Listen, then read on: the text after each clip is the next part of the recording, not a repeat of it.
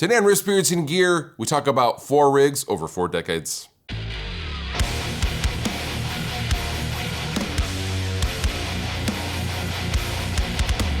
Hello, ladies and gentlemen. My name is Ryan Bruce. My friends call me Fluff, and I am here with the incomparable Ben Eller. Hey there, kid. It's your good buddy, Uncle Ben Eller here, reporting to you guys from lovely Sweetwater Studios at Sweetwater HQ in Fort Wayne, Indiana. Sweetwater Studios and Sweetwater have been nice enough to let us just come and hang out and do what we want, and I thought that would be a good occasion to start a new series here on Riffs, Beards, and Gear called 4 Rigs, 4 Decades.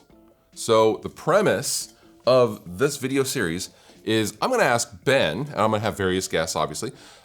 This episode is for Ben, and there's 4 decades. We're gonna start with the 60s, then 70s, then 80s, and the 90s, and he has to build and tell me the rig of his choice for each decade based on gear that would be available in that decade. Meaning, if I say 60s, it's whatever would be available the last day of 1969, okay? So anything available and made, put out in the 60s for this example, and it's for whatever gig that you want. Okay, all right. Okay, so I am not putting any parameters on your gig that you need to play with said gear. There's so many to choose from, dude. Right, so let's start with the 60s. What would be your guitar, amp, and single pedal for your 60s rig if you were transported to 1969? I'm seeing it now. It is 1969. I'm woodstocking. Ooh. I'm doing a woodstock. Okay.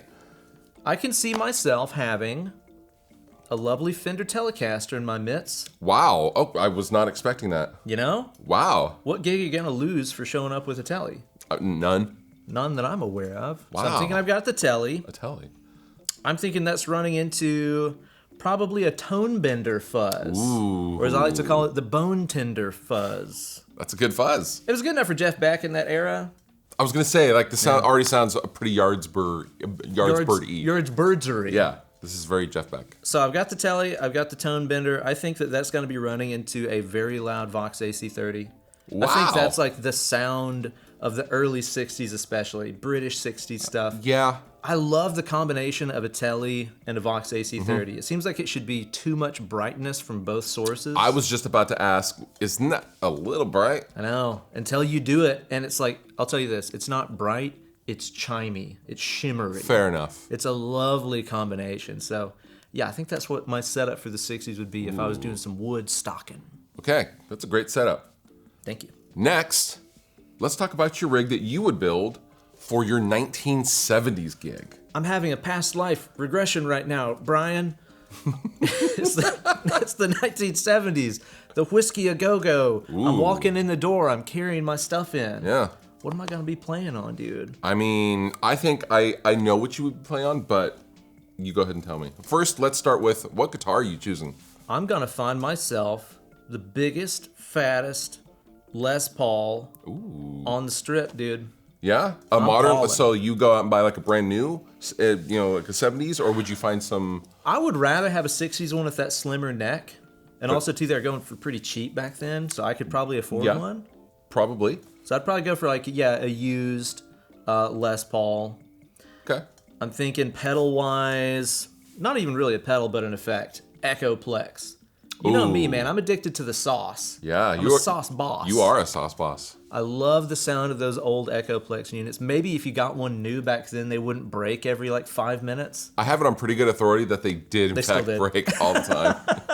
But when they weren't broken, they sound magnificent. Yes, they sound great. And you get that extra little boost in front that you're going to need whenever I plug into that original Plexi. Mm-hmm. Okay, so far we have a big old Les Paul. We have an Echoplex. Yep. What amplifier are you choosing for your 1970s rig? Plexi. Oh, you were just, wow. I was wrapping it up for you. Oh, sorry. It's right there. Totally missed that. It's been a long day, y'all. It's been a long day. Okay, so a Plexi, half stack. I mean, again, this is basically the Van Halen rig. Yeah. Only I'm using a stock guitar, something not super modified. Sure, okay. But Van Halen did also play a Les Paul some back in the day, too. Yes, he did. I just think that's going to give me everything I need to get that big-time crunch to get my 70s American hard rock on. Ooh, sounds loud. Oh, it's gonna be loud. Oof. It's gonna be loud, dude. Okay, 60s, 70s, out of the way. Now, I am so curious to see what you would choose for your 80s rig, sir. 80s rig, dude. Okay, so this is where the guitar rig started really going crazy. The guitars got pointier, the hair got higher, the rack systems turned into like refrigerators. There has been an effects revolution in the 80s. Yeah. Stomp box revolution, rack mount revolution, digital revolution. You have a lot to choose from in the 80s. There's a whole lot to choose from right now. Yeah.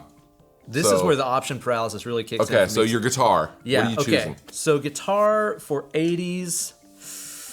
Dude, I think I'm just going to go with what a lot of you guys probably expect. I'm going to find myself the baddest RG550 and Road Flare Red that I can find. Introduced in the late 80s, man. Just give me that. I'm fine with it. Oh, HSH, original edge tremolo, maple neck, high visibility color, so I don't get hit by any cars while I'm on That's exactly stage. what I thought you would get, too. Yeah, obviously. What else would I choose, right? Yeah. Yeah, so I'm going for RG550 Ibanez for my guitar. I think pedal... Okay, I'm gonna need some extra saturation, some extra compression, so I can get my whittly-whittlies on. Sure. So I can do my meedly-meedlies. Sure. You know? You ever do a meedly-meedly without a little extra up front? No, I'm a dry widdly and a meedly kind of guy. Man, going in dry. Dry. Woo! Well, I like to have me a little bit of extra up front, man. I'm gonna go with probably my favorite little OD pedal of all time, the Boss SD1. Little yellow pedal of glory and joy. It's classic. Yeah, it's like, what are they now? Like 40, 50 bucks, brand new? What were they back then? I wonder. Probably 25 bucks, 20 I think bucks? they used to come in those like machines where you put a quarter in and it'd come out in like an egg, you know? Yeah. It's like, oh, I got an SD1. Yeah. Yeah. So Okay. I think I've got that because every amp loves the SD1. Every amp. Every amp does. Yep. I think for my amp, dude, I'm going to go with the setup that 80 billion of my favorite 80s records were recorded on. Oh no, I just had another flash. There is something else that I was thinking. Oh, okay. What are you deciding between? What I'm trying to decide between is the classic ADA MP1.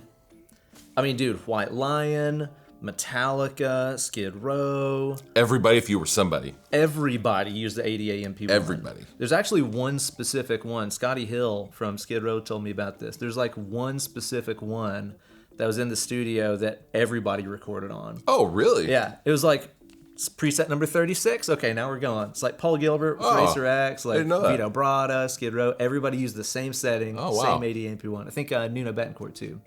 Wow. So I was gonna say that in one of those big ass Marshall, what was it, 6100 power amps? Yeah, I think that is correct.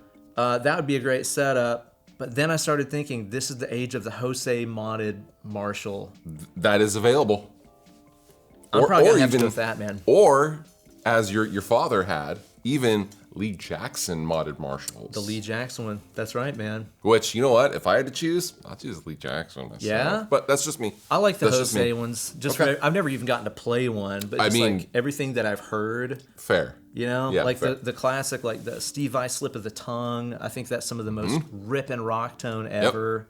And I mean, the Friedman amps that I play now are really based on that Jose modded. They very Marshall much circuit. are So from that lineage. I know that I love it. So you know what? Okay. I'm gonna go Jose Marshall over the 88 MP1. Wow. Yeah, man. Okay. That's a setup that's gonna get chicks and dudes You're who right. look like chicks. Mostly dudes who look like chicks. My favorite. Yeah.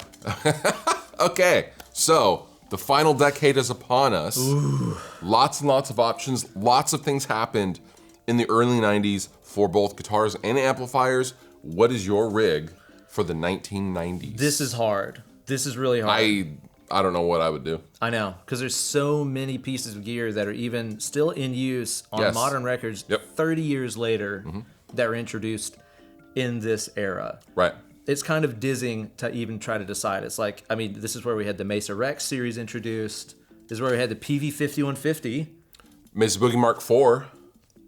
There's so much stuff to choose from. I have a plan, though. Okay. Are you going to a simple rental set. house and just kind of leasing? A little bit of this, a Yeah. little bit of that. Okay, so here's the idea. 1990s, I can get myself an Ibanez Universe 7-string. Yes, you can. Like the black with the green pickups, green dots. Ooh. Old school. I can get myself a TC Electronic integrated preamp pedal. Yes, you can. If you don't know, that is a discontinued circuit. TC Electronic, if you're listening, reissue it.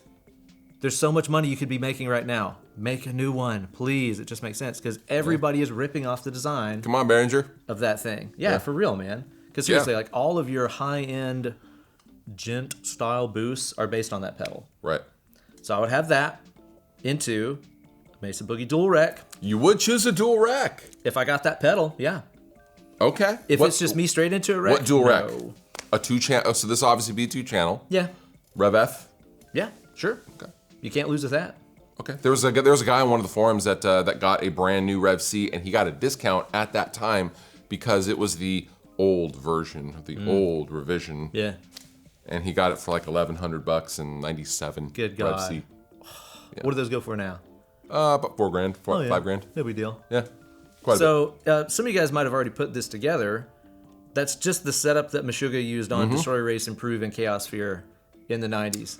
2 records that came out to not critical fanfare. None. No. But would be influencing everything, 25 years later? Still, to this day. People are still trying to catch up to it. Yeah. So my entire plan is I'd travel through time, I'd get that set up, I'd beat him to the punch. I'm stealing your riffs. I'm stealing your rhythms, Meshuggah. It's mine now. Oh man, now we're in a grandfather paradox. Can they even exist? And that's a whole nother video for the Science Channel, apparently. But dude, seriously, like I use a very similar setup all the time to get ultra modern sounds in freaking 2022. I don't use the TC because I can't find one. Wink, wink. I use the Pepper's Pedals Dirty Tree. Which is amazing. Get one of those. It wasn't available in the 90s. That's why I didn't choose it. But well, thank you for sticking to the rules. yeah.